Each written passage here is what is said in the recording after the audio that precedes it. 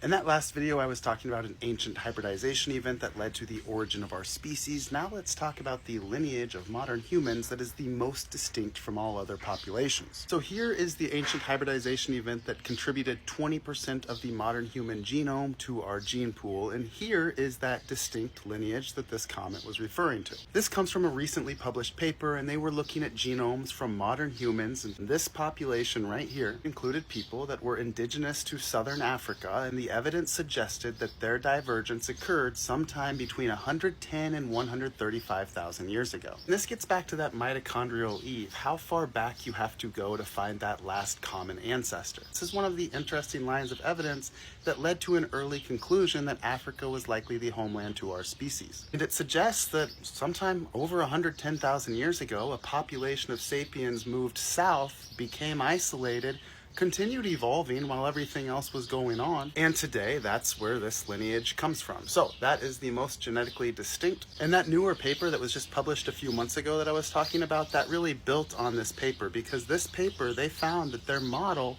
it supported the idea that there was some pretty big flux of gene flow from an ancestral stem population that had diverged long ago.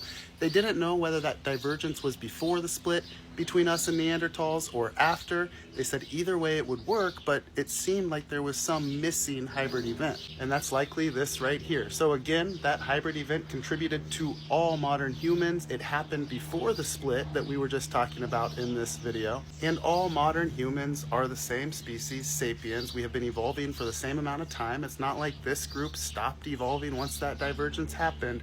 We have to understand that evolution is ongoing.